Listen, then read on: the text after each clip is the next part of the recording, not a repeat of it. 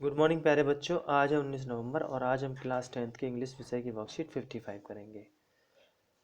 ये वर्कशीट आपकी poem the ball poem से ली गई है और उसमें से ये एक्सट्रैक्ट लिया गया है। बहुत ही इंटरेस्टिंग पोएम है और बहुत ही प्रेरणास्पद पोएम है। मतलब आपको बहुत ही इसमें मतलब प्रेरणा मिलेगी, एक बहुत ही अच्छी सीख मिलेगी आपको इसमें। ये पैसेज पहले है सेकंड वाला, तो पहले मैं ये पढ़ देता हूँ। इसमें एक बच्चा होता है, उसकी बॉल जो है वो पानी में गिर जाती है, तो वो काफ़ी उसकी इच्छा है कि वो उस बॉल को ले ले, लेकिन आ, वो तो बच्चा है, वो तो ले नहीं सकता उसको। लेकिन पोइट भी उसको देख रहा है और पोइट भी उसको नहीं दे रहा है उस बॉल को, क्योंकि उसको उसको एक लेसन सिखाना है। ठीक है, आइए शुरू करते हैं। Let's start the worksheet. He senses first responsibility in a world of possessions। वह फर्स्ट रेस्पॉन्सिबिलिटी अपनी सीख रहा है।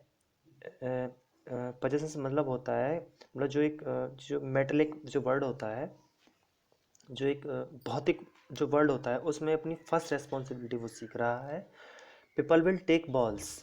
People will take balls. Ball ले ले ले सकते हैं, मतलब बॉल को ले सकते हैं। बॉल्स मतलब यहाँ पर बिलोंगिंग्स से इसको सिंबलाइज किया गया है। सिंबॉलिक इसमें यहाँ पर रेफरेंस दिया गया है बॉल्स का।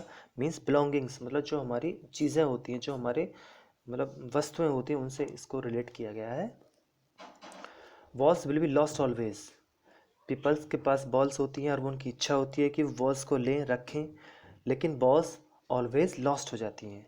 मीन्स दैट यहाँ पे ये बताया गया है कि जो हमारे पास जो हमारी बिलोंगिंग्स हैं, उनको एक दिन नष्ट होना है। They will be lost one day. उनको वो एक दिन लॉस्ट हो जाएंगी। तो वो लिटिल बॉय को ये सिखाना चाह रहा है कि बेटा जो जो तुम्हारी बॉल थी वो एक दिन खोनी थी, वो खो गई। अब आप नई बॉल ले सकते हैं, लेकिन आपको वो लॉस्ट बॉल आपको नहीं मिलेगी। मीन्स दैट जो चीज़ें हमसे खो जाती हैं, जो चीज़ें हमसे पीछे रह जाती हैं, वो हमको दोबारा नहीं मिलती हैं। इस वर्ल्ड ऑफ पोजेशंस में, इस भौतिकवादी वर्ल्ड में हमको वो चीज़ें दोबारा नहीं मिलती हैं। Little boy and no one buys a ball back. कोई भी लिटिल बॉय को बता रहा है कि बॉल्स जो हैं वो तुम्हारी जो बॉल्स हैं वो एक दिन खोनी है, और कोई भी उस बॉल को वापस नहीं कर सकता है। नहीं तो आप परचेज कर सकते हो, लेकिन जो खोई हुई बॉल है उसको कोई भी वापस नहीं कर सकता है। Money is external. मनी हमारी एक्सटर्नल है, नॉट इंटरनल। मनी हमारा एक्सटर्नल है, मतलब वो भी एक दिन लॉस होनी है। एक्सटर्नल मतलब ऐसी चीज़ें जो एक दिन लॉस होनी है। मनी भी हमारी एक्सटर्नल थिंग है। Next, he is learning. वह सीख रहा है। Well behind is desperate eyes. चूँकि आइज उसकी डेस्परेट है, निराशावादी आंखें उसकी हो रही है, उसकी आंखों में निराशा झलक रही है, लेकिन उसके पीछे भी वह सीख रहा है। The epistemology of loss. Epistemology का मतलब है यहाँ पर नॉलेज। क्या सीख रहा है वो? लॉस की नॉलेज सीख रहा है कि कैसे वो लॉस उसको हो रहा है, उससे वो क्या नॉलेज ले रहा है। How to stand up. वो ये सीख रहा है कि लॉस के बाद भी कैसे स्टैंड होना है उसको। तो ये हमारी लाइफ में भी हमको सीखना होता है कि हमारे साथ जो लॉसेस होते रहते हैं, उनके बाद हम कैसे हम अपने आप को स्टैंड अप करें। ठीक है। Knowing what every man must one day know. और एवरी मैन एक दिन यह सीखता है, प्रत्येक व्यक्ति एक दिन ये सीखता है कि उसके साथ जो लॉस होगा उसको कैसे स्टैंड, उसके बाद वो कैसे स्टैंड करेगा। हर व्यक्ति के साथ ऐसा होता है और हर व्यक्ति ये सीखता है। And most knows many days how to stand up. और हमारी लाइफ में जब कितनी बार हमारी लाइफ में मोस्टली ऐसा होता है, हमारी लाइफ में मैनी डेज मतलब अधिक मतलब बहुत दिनों ऐसा बहुत बार ऐसा होता है कि हमारे साथ हमारी लॉसेस होते रहते हैं, हमें हानि होती रहती है और हम फिर भी स्टैंड होते रहते हैं। तो यही हमें सीखना है कि जब हमारे साथ कोई हानि होती है, कुछ हमारी बिलोंगिंग्स हमसे लॉस हो जाती हैं, तो हम कैसे स्टैंड अप हों, कैसे हम खड़े हों। ये हमारे लिए इसमें सीख बताई गई है कि हमारी जो चीज़ें हैं वो एक दिन हमसे लॉस होनी है, हमको उनके लिए डेस्परेट नहीं होना है, उनके लिए हमको निराश नहीं होना है। ठीक है। तो इसमें कुछ क्वेश्चंस दिए गए हैं, उनको हम पढ़ते हैं। फर्स्ट क्वेश्चन है, money is external here is use by the poet of convey. Money external है, यहाँ पर पोइट हमको क्या सिखा रहा है, क्या मैसेज कन्वे कर रहा है। यहाँ पे मैसेज कन्वे कर रहा है, पहला ही ऑप्शन राइट है, मीनिंग ऑफ लॉस। यहाँ पर वो क्या कर रहा है, हमको लॉस का मीनिंग सिखा रहा है कि मनी एक्सटर्नल है, एक दिन उसको खोना है, तो वो क्या मीनिंग दे रहा है हमको, लॉस का मीनिंग दे रहा है। नेक्स्ट है, the poet uses sense first responsibility to refers to. कि पोइट ने यहाँ पर फर्स्ट रेस्पॉन्सिबिलिटी जो सेंसेस यूज़ किया है वो किसके लिए रेफर कर रहा है। The growth of the boy taking care of his possessions.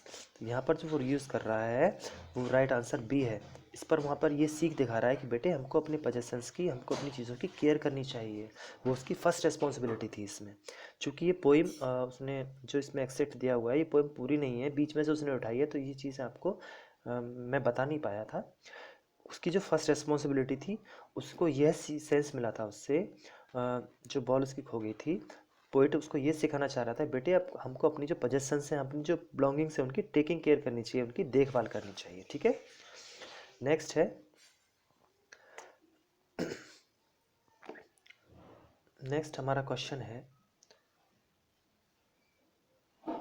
The word epistemology does not have a meaning similar to. जो एपिस्टेमोलॉजी मीनिंग है वो किसके सिमिलर नहीं है?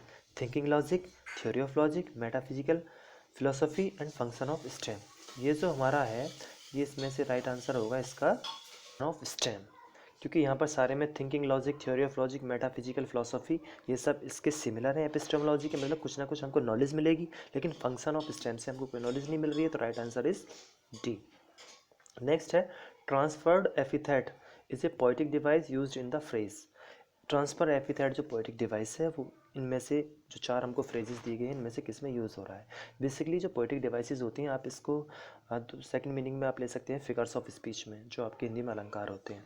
और जो ट्रांसफर्ड एपिथेट है, उसका मीनिंग होता है कि एक मतलब जो हमारा एडजेक्टिव होता है, जो किसी चीज़ की विशेषता बता रहा होता है, किसी के बारे में बता रहा होता है, वो इनडायरेक्टली किसी चीज़ के बारे में बताता है। मीनिंग इसका मतलब बता रहा होता है वो किसी और के लिए, लेकिन वो किसी और के साथ जुड़ जाता है।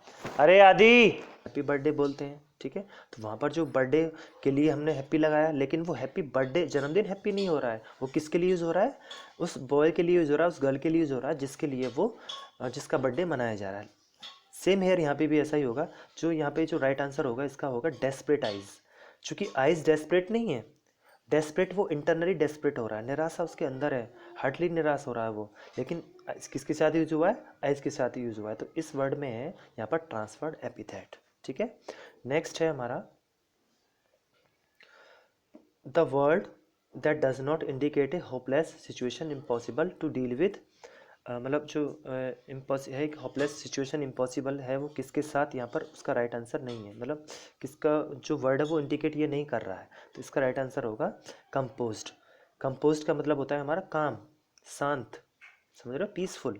ठीक है, डेस्परेट भी हमारा निराश हो गया, एंटीग्रिस्टी और फॉलोन भी ये इसके सिनोनियम हो गए, और इसका जो एंटोनियम होगा वो कंपोज्ड होगा, तो राइट आंसर होगा हमारा कंपोज्ड। तो प्यारे बच्चों, ये थी आपकी आज की वर्कशीट।